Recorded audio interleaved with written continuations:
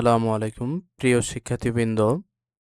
সাধারণ গণিত set function 2.1 এর অনুশীলনী 1 এর ক, খ, গ, ঘ, ঘ এই 4টি অঙ্ক আজকে সমাধান করে দিব ধারাবাহিকভাবে। প্রথম অঙ্কটা হচ্ছে x belongs to n such that x square is greater than 9 এবং x cube is less than 130, মানে এক্সটা সদস্য হচ্ছে স্বাভাবিক সংখ্যার এবং এক্স এর উপর বর্গ করলে 9 থেকে বড় হতে হবে এবং এক্স এর উপর ঘন করলে 130 এর থেকে ছোট হতে হবে। তাহলে প্রথমেই দেখো, আমরা জানি স্বাভাবিক সংখ্যার সেট n = 1 2 3 ইত্যাদি ইত্যাদি। যেসব স্বাভাবিক সংখ্যার বর্গ 9 অপেক্ষা বড় সেগুলো হলো, দেখো এই যে 4 এর উপর স্কোয়ার করলে 16, 5 এর উপর স্কোয়ার করলে 25, 6 এর উপর স্কোয়ার করলে 36, এগুলো সবগুলোই ধারাবাহিকভাবে এই 9 এর থেকে বড় হইতেছে। তাহলে 9 এর থেকে যেগুলো বড় আমার ওইগুলো নিতে হবে। তাহলে আমি 4 থেকে শুরু করে ঊর্ধ্ব উপরের দিকে যত ইচ্ছা সবগুলো নিতে পারবো। আবার দ্বিতীয় শর্ত কি দেখো, দ্বিতীয় শর্ত হচ্ছে যেসব স্বাভাবিক সংখ্যার ঘন মানে কিউব করলে 130 অপেক্ষা ছোট তাদেরকে নিতে হবে। দেখো, 1 এর উপর ঘন করলে 1, তাহলে এটা গ্রহণযোগ্য। 2 এর উপর ঘন করলে 8, এটাও গ্রহণযোগ্য। 3 এর উপর ঘন করলে 27, এটাও গ্রহণযোগ্য। 4 এর উপর ঘন করলে 64, এটাও গ্রহণযোগ্য। 5 এর উপর ঘন করলে 125, 130 অপেক্ষা ছোট, তাহলে এটাও গ্রহণযোগ্য।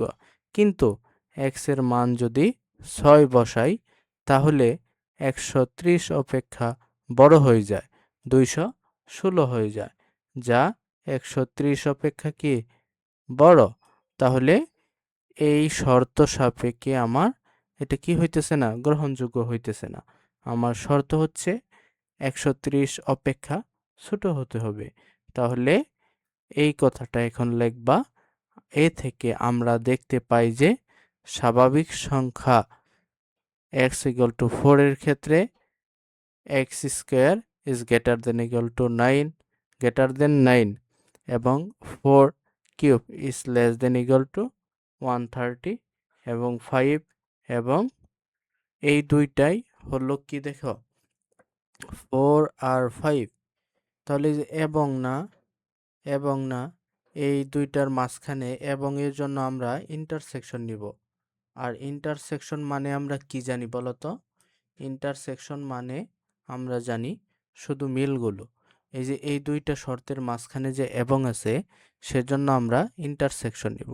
আর এবং মানেই জানি আমরা শুধু মিলগুলো। দেখো, প্রথম এই যে এই সেটটা পাইছি, তাই না? দ্বিতীয় এই যে এই সেটটা পাইছি, এই যে এই সেটটা, তাই না? এই দুইটা সেটের মাঝখানে কি কি মিল আছে দেখো, 4 মিল আছে, 4 মিল আছে, 5 মিল আছে, 5 মিল আছে। তাহলে শর্ত সাপেক্ষে নির্দিষ্ট সেটটি হবে 4 আর 5। এখানে একটা বিষয় মনে রাখবা, এইটার শর্ত সাপেক্ষে এইগুলো বের হইছে 4 5 6 7। দ্বিতীয় শর্ত সাপেক্ষে বের হইছে 1 2 3 4 5। মাঝখানে এবং ছিল বিধায় আমরা ইন্টারসেকশন ব্যবহার করছি। যদি অথবা থাকতো তাহলে আমরা ইউনিয়ন ব্যবহার করতাম। ইউনিয়ন মানে হচ্ছে মিল অমিল সব।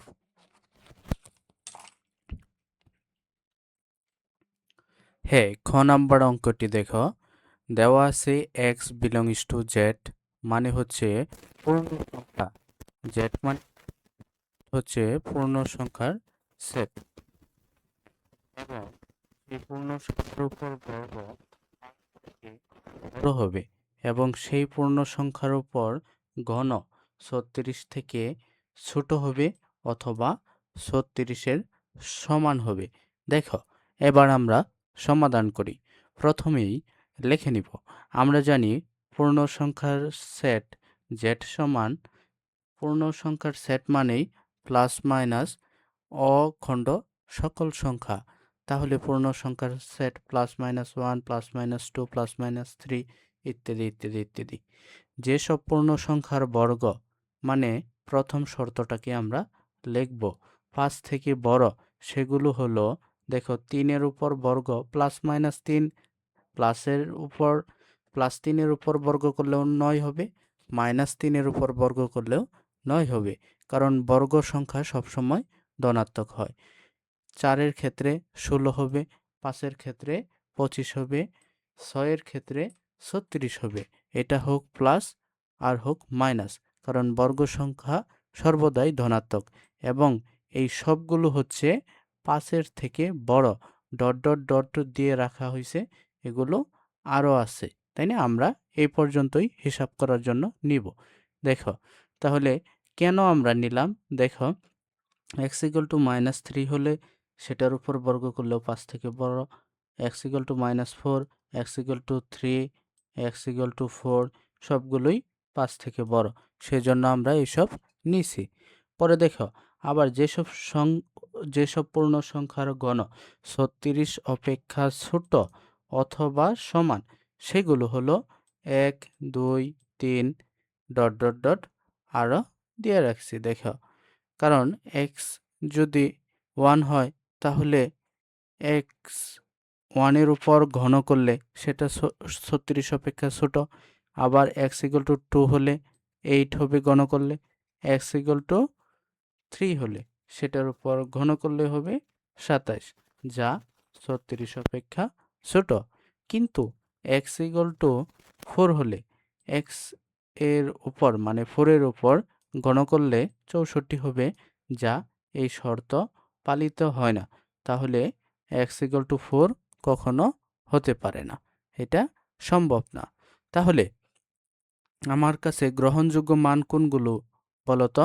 দ্বিতীয় শর্তের জন্য 1, 2, 3।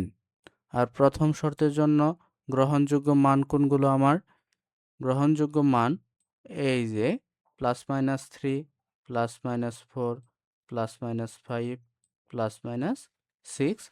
তাহলে এখন আমরা লিখব এ থেকে দেখা যায় পূর্ণ সংখ্যা x সমান +-3, +-4, +-5, +-6, অর্থাৎ শর্তমতে নির্দিষ্ট সেটটি হবে +-3, +-4, +-5, +-6। এটাই উত্তর। আশা করি এই সহজ অঙ্কটি তোমরা বুঝতে পেরেছ। না বুঝতে পারলে কমেন্ট করে অবশ্যই জানাবে। তার পরবর্তী অঙ্ক ঘ নাম্বার অঙ্কটি দেখো। ঘ নাম্বার অঙ্কটি হচ্ছে x belongs to n এবং x এর গুণনীয়ক এবং 6 এর গুণিতক এবং আছে মানে কি দুইটার ইন্টারসেকশন করতে হবে, শুধু মিলগুলো নিতে হবে। প্রথমেই লিখে নিবা স্বাভাবিক সংখ্যার সেট, আমরা সকলেই জানি 1, 2, 3, 4, 5, 6, 7, 8, 9, 10 ইত্যাদি ইত্যাদি, তাই না? আমরা 4-5 পর্যন্ত লিখব। তারপরে দেখো 36 এর গুণনীয়কগুলো, আশা করি গুণনীয়কগুলো বের করতে পারবা। গুণনীয়কগুলো বের করে গুণনীয়কগুলো লিখবা এবং 6 এর গুণিতকগুলো বের করবা। 6 এর গুণিতক হচ্ছে 6 দ্বারা যেই সংখ্যাগুলোকে ভাগ করা যায় সেই সংখ্যাগুলো, মানে 6 এর নামতাগুলো বলে যাবা। 6-একে 6, 6 দুগুণে 12 এইভাবে বলে যাবা। কিন্তু এই 36 এর গুণনীয়ক আমরা 36 পর্যন্তই নিব।